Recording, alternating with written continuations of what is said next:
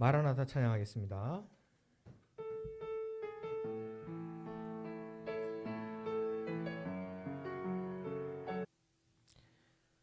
네. 오늘 보실 말씀은 마가복음 13장 24절에서 37절 말씀입니다. 오늘 보실 말씀은 마가복음 13장 24절에서 37절 말씀입니다. 저와 여러분이 한 절씩 교독하겠습니다. 그때의 그 환난 후 해가 어두워지며 달이 빛을 내지 아니하며 그때에 인자가 구름을 타고 큰 권능과 영광으로 오는 것을 사람들이 보리라.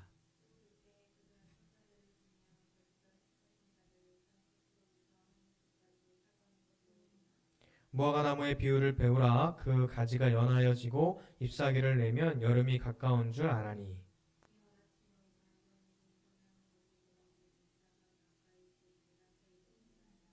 내 진실로 너희에게 말하노니 이 세대가 지나가기 전에 이 일이 다 일어나리라. 그러나 그날과 그때는 아무도 모르나니 하늘에 있는 천사들도 아들도 모르고 아버지만 아시느니라. 가령 사람이 집을 떠나 타국으로 갈 때에 그 종들에게 권한을 주어 각각 사물을 맡기며 문지기에게 깨어 있으라 명함과 같으니.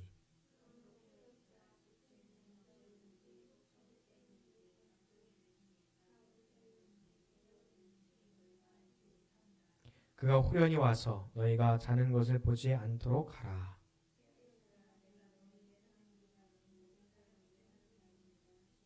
아멘. 할렐루야. 사랑하고 축복합니다. 네. 이제 21세기에 이렇게 스페셜한 한 해가 있을까 싶은 2020년에 한 달이 남았습니다. 역사에서 정말 중요하게 기록될 한 해인 것 같아요. 코로나 팬데믹이 시작된 해입니다. 물론 중국에서는 2019년부터 이렇게 좀 시작이 됐지만 전 세계에 퍼진 해는 2020년이기 때문입니다. 2020 숫자가 좀 특별하잖아요. 그래서 많은 단체와 기관들이 비전 2020, 목표 2020 이런 식으로 해서 2020년도에 뭔가 특별한 일들이 일어나고 뭔가 특별한 일들을 목적을 달성할 것 같은 그런 계획들을 많이 세웠거든요. 그런데 2020년에 이럴 줄이야. 누가 알았겠어요? 지금 이 상황이 언제 끝날지 아무도 모르죠? 이 어려운 상황이 동굴이 아니라 터널이 되기를 바랍니다. 터널이겠죠? 그렇게 믿습니다. 자, 어찌되었든 올 고3들 수능 이번 주에 끝이 납니다. 아자! 얼마 안 남았어요. 우리 수험생들. 네. 자, 교회력상으로는요. 지난주에 성령 강림절이 기간이 끝나면서 마무리가 됩니다. 그리고 오늘부터 대림절이 시작이 되면서 교회력상으로는 새해가 시작되는 거예요. 그런데 지난 몇 주간 이어지는 말씀에 좀 연속되는 느낌이 있을 겁니다. 주님 언제 오실지 모르니까 깨어있어라 라고 하는 말씀입니다. 우리는 모두 불안과 긴 터널을 지나고 있습니다. 라고 하는 제목의 춘천의 한길수 장학사님이라고 하는 분이 쓴 글을 제가 인용하고 있습니다.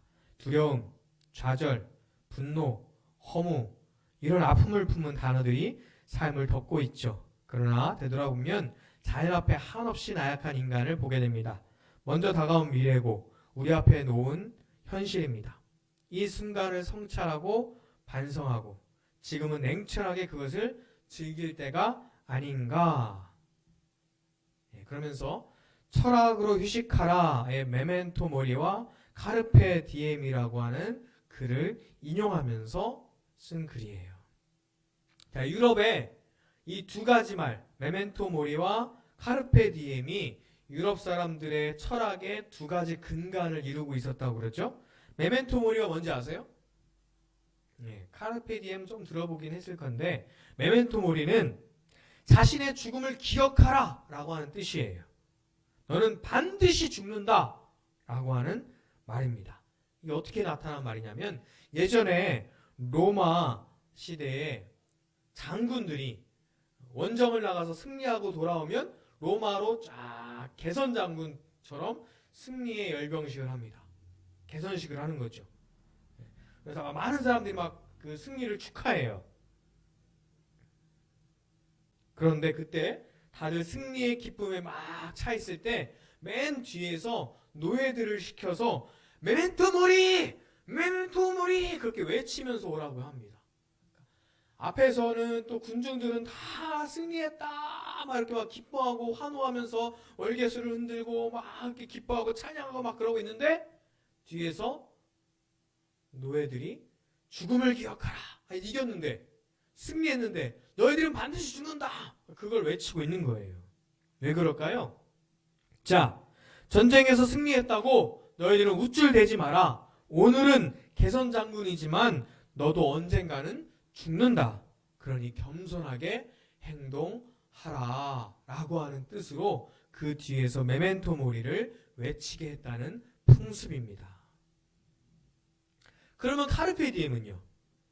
이 말의 저작권은 원래 로마의 시인 호라티우스에게 있었습니다. 이게 무슨 말이냐면 로마의 황제 옥타비아누스가 이집트의 여왕 클레오파트라와 전쟁을 이끌면서 막 이기면서 박스 로마나를 만들어 갈 때 그때 고통을 겪고 있었던 로마 시민들의 마음을 편하게 하기 위해서 시인이 이런 말을 했다는 거예요. 이 말의 뜻은 현재를 잡아라. 내일이라는 말은 최소한만 믿어라. 뭐 그런 내용입니다. 전체적인 의미는 미래는 알 수 없으니까 지금 여기 살고 있는 현실에 충실해라. 이 말이 유럽의 정말 중요한 그들의 정신이 된 것은 유럽의 흑사병이 대대적으로 퍼졌을 때입니다. 많은 사람들이 죽어갈 때, 희망이 없어 삶을 포기할 때, 미래가 없는데 현재도 포기하는 사람들이 많을 때 내가 당장 어떻게 될지 모른다라고 하면서 병에 걸리기도 전에 스스로 삶을 포기하는 사람들에게 그때 이 시인의 말을 사람들이 다시 읊조리기 시작한 거예요. 카르페 디엠, 현재를 즐겨라. 영어로 얘기하면 seize the day, 오늘을 잡아라 라고 하는 뜻입니다. 이 말을 잘못 운용해서 그냥 인생을 즐겨라, 세속적으로 지금 즐거움을 추구해라, 이렇게 이야기하는 사람들도 있지만 그런 것이 아니라 희망이 없다고 생각하는 미래에 너무 집착하지 말고 지금 여기 충실하게 살라라고 하는 그런 말씀이죠.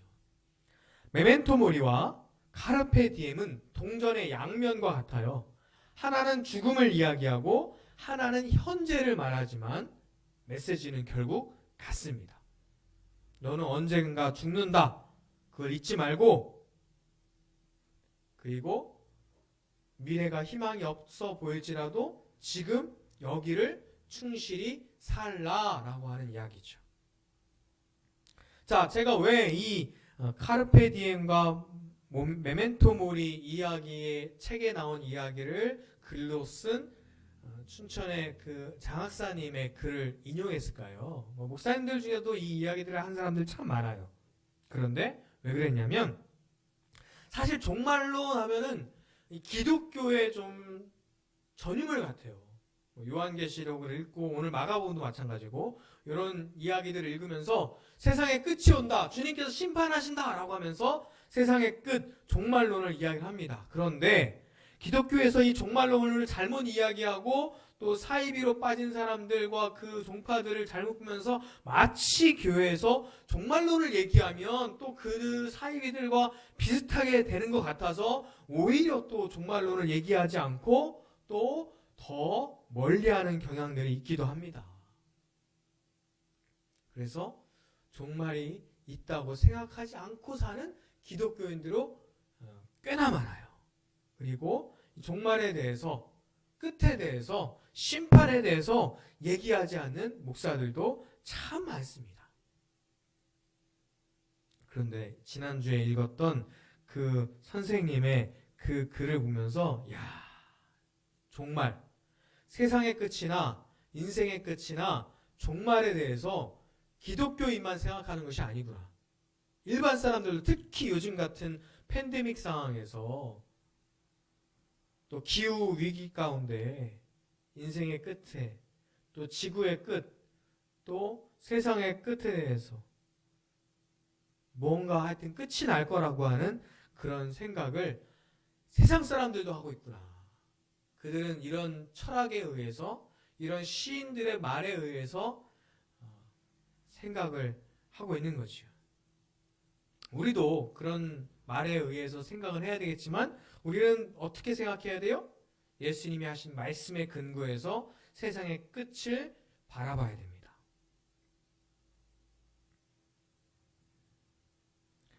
비기독교인, 하나님의 말씀을 알지 못하는 사람도 이렇게 끝을 생각하면서 현재를 충실히 살려고 하는데 우리 기독교인들은 얼마나 주님의 날에 대해서, 세상의 끝에 대해서, 나의 인생의 끝을 인식하며 살고 계십니까?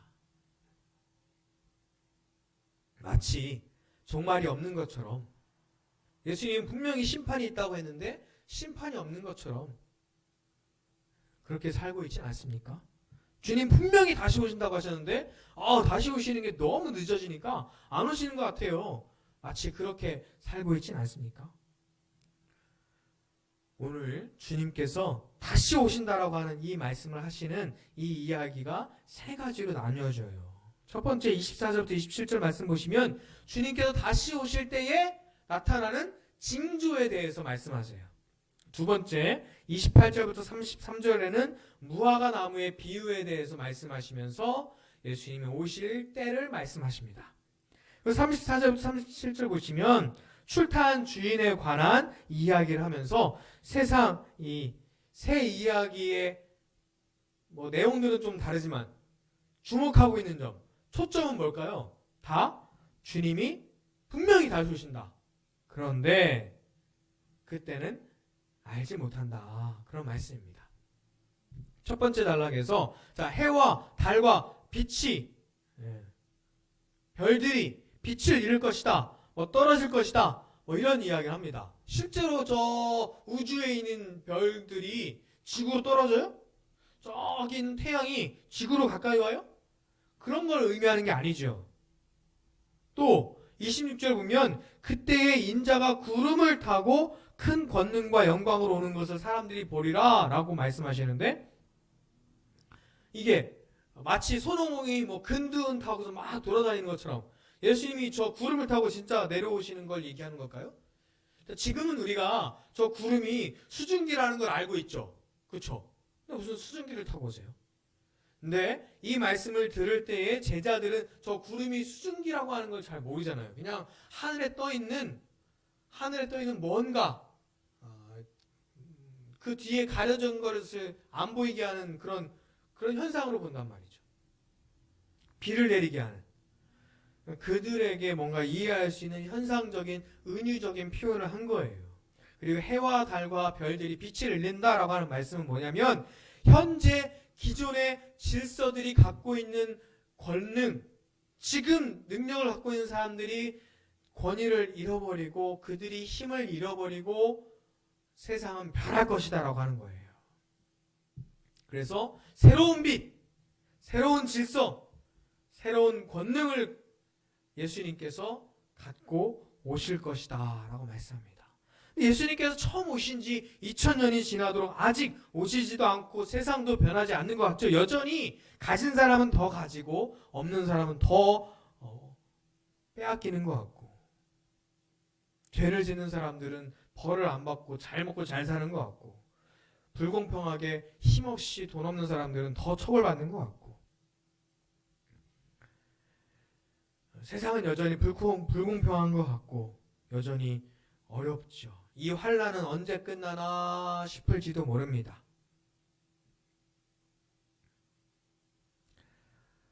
여러분이 어떤 상황에서 어떤 환난을 겪고 있는지 알 수 없지만 그 환난이 변하여 분명 평안이 되는 날이 있을 겁니다. 슬픔이 변하여 분명 기쁨이 되는 날이 있을 줄로 믿습니다. 예수님은 분명히 그렇게 오신다고 하셨거든요. 예수님은 분명히 이 땅에 새로운 빛과 새로운 권능과 새로운 영광을 가지고 우리에게 오신다고 말씀하셨습니다. 우리는 그 예수님의 말씀을 믿고 주님이 다시 오실 그날을 기다리는 거예요. 어떻게 할 수 있죠? 분명 세상은 완전히 변하진 않았어요. 그러나 조금씩 변하고 있습니다. 무화과 나무의 비유 이야기, 그 이야기를 보면, 그 징조를 보면 가지가 연해지고 잎이 나기 시작하면 여름이 옴을 알 수 있다. 그러나 언제 오는지는 정확히 알 수 없다. 분명히 이렇게 말씀하시잖아요. 근데 그날 전적으로 하나님께 달려있다는 그 뜻이에요. 세상의 끝, 우리가 오는 것 같긴 한데 언제인지 정확히 모르죠. 자, 요즘에 물론 팬데믹 상황도 마찬가지고 기후 위기도 만만치 않죠. 자원도 굉장히 고갈이 되고 있어요.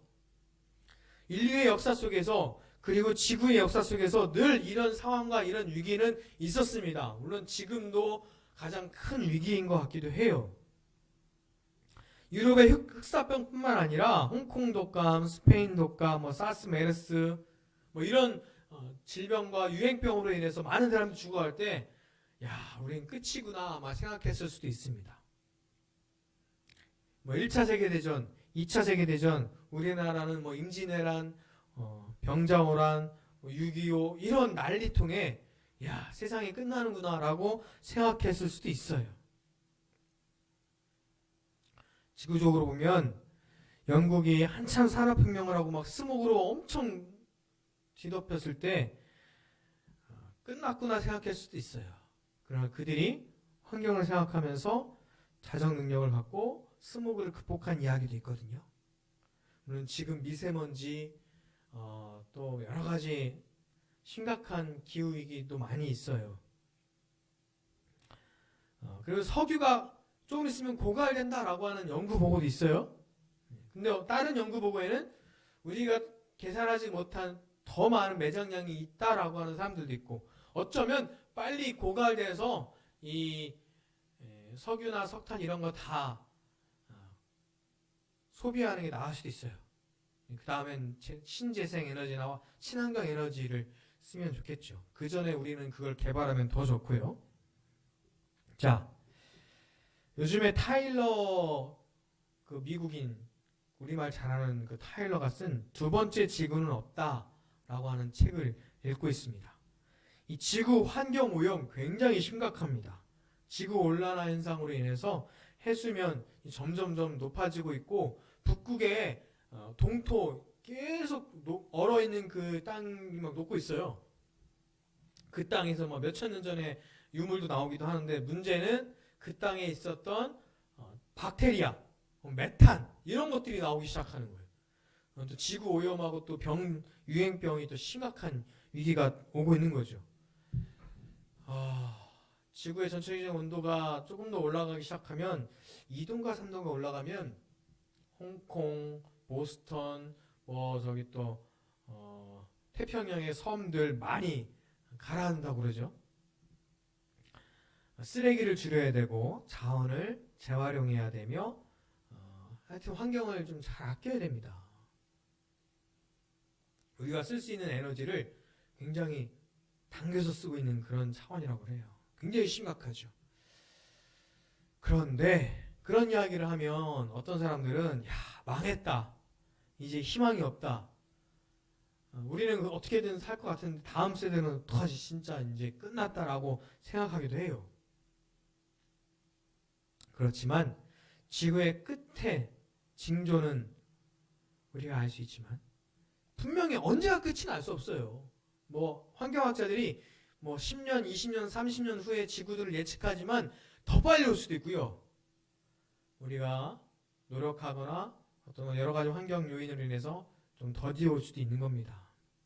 35절 말씀 보면 그러므로 깨어 있으라. 집주인이 언제 오는지, 혹 저들을 저물 때일는지 밤중일는지 다굴 때일는지 새벽일는지 너희가 알지 못함이라 라고 말씀합니다.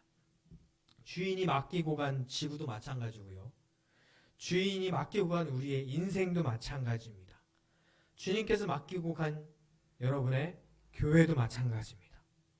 주님께서 맡긴 여러분의 삶의 자리, 일터도 마찬가지입니다. 언제 끝이 올지 모르죠. 언제 끝날지 모릅니다. 분명 다 끝이 있어요. 근데 그 끝이 언제인지는 정확히 모릅니다. 날이 저물 때일는지, 밤중일는지, 새벽일는지, 그 다음 날인지 아무도 모르는 거예요. 그래서 어떻게 하래요? 끝이 없는 것처럼 그냥 흥청망청 살래요? 아니죠. 그러면 지금 당장 끝인 것처럼 희망이 없는 것처럼 절망하면서 다 포기하랍니까? 그것도 아니죠. 지구도 마찬가지고 여러분의 인생도 마찬가지고 여러분의 사회, 교회, 여러분의 사명 다 마찬가지입니다. 미래도 없이 지금 끝날 수도 있지만 아니면 지구의 환경 지금 당장 망할 것처럼 보여서 포기하고 싶지만 정말 희망이 없어 보이지만 여러분 언제 진짜 희망이 없어지는 줄 아세요? 포기할 때입니다. 환경을 보호할 수 있는 우리가 할 수 있는 만큼 보호할 수 있는 일들을 해야 돼요. 그러면 지구는 살아나게 될 거예요. 다음 세대에도 희망이 있을 겁니다. 자, 깨어있으라 라고 하는 말씀, 이 말씀은 지구에게도 그리고 우리 인생에게도 언젠가 끝이 있음을 기억하고 준비하라 라고 하는 말씀을 기억하고 살아가셨으면 좋겠어요. 그래서 지금 여기 here and now 충실하게 살아가시기를 간절히 바랍니다. 이런 유명한 말이 있습니다. 하루만 너와 함께 내가 할 수 있다면, 하루만 너와 내가 손잡을 수 있다면, 하루만 너와 내가 함께 할 수 있다면, 하루만 너와 내가 함께 할 수 있다면 너와 하루만 있기를 바래. Do it. 누구 노래죠? 네, BTS 하루만이라고 하는 노래예요. 하루하루를 충실하게 살아가셨으면 좋겠어요. 31절 말씀 함께 읽겠습니다. 천지는 없어지겠으나 내 말은 없어지지 아니하리라. 여러분, 천지는 없어지더라도 절망하지 마십시오. 내 말, 즉 하나님의 말씀은 없어지지 않습니다. 하나님의 말씀은 어떤 말씀이에요?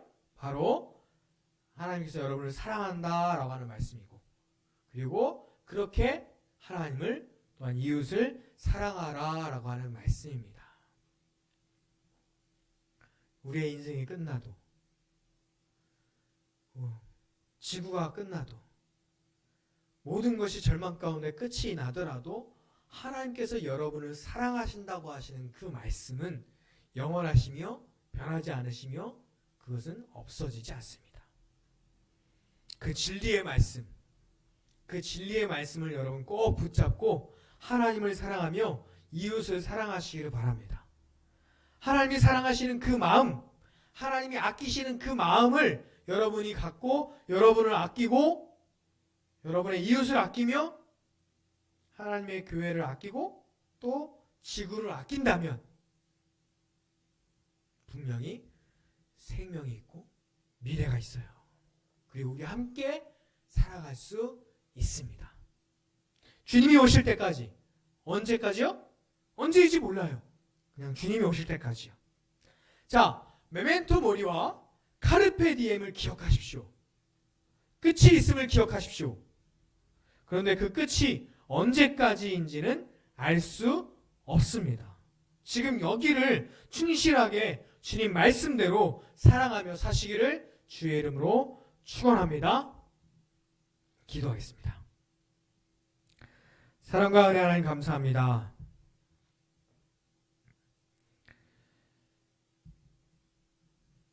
모든 사람은 죽게 됩니다. 모든 세상에는 끝이 있습니다. 죽음을 인식하며 끝이 있음을 알고 그 끝을 준비하는 사람이 되게 하여 주시옵소서.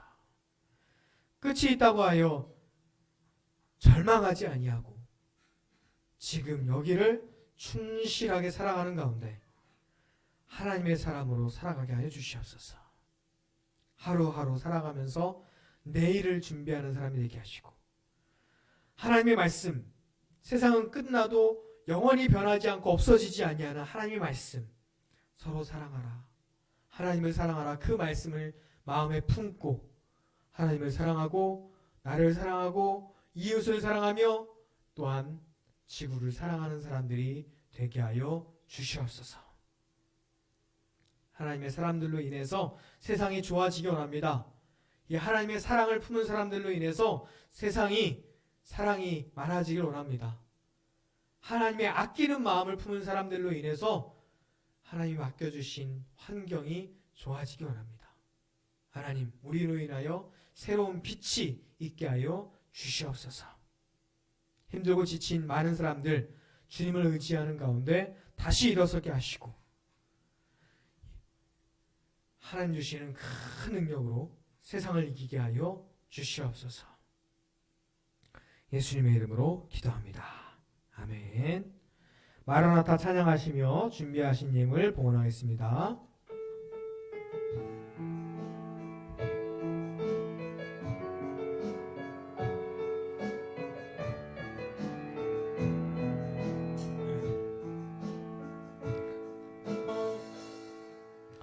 하나님 감사합니다. 드려진 예물을 주님 기뻐 받아 주시옵소서. 하나님께서 함께 하시는 가운데 주님 이 예물을 주님 기뻐 받아 주시옵소서. 이 예물을 주님께 드리기까지 많은 수고를 한 하나님의 사람들이 있습니다. 하나님의 교회를 사랑하는 가운데 주의 복음을 사랑하는 가운데 이 예물을 드렸습니다. 하나님 그들의 마음을 기뻐 받아 주시고 그들이 세상 가운데 살아갈 때에 하나님의 말씀을 기억하며 주님의 심판의 날을 기억하고 또한 하나님의 사랑을 기억하는 가운데 살아가게 하여 주시옵소서. 드려진 예물을 쓰여질 때마다 하나님의 사랑이 전파되며 또한 교회가 든든히 서게 하여 주시옵소서. 이제는 우리 주 예수 그리스도의 은혜와 하나님의 크신 사랑과 성령의 함께 하심이 오늘 예배를 드리는 모든 이들에게 이제부터 영원토록 함께 하시기를 간절히 축원하옵나이다. 아멘.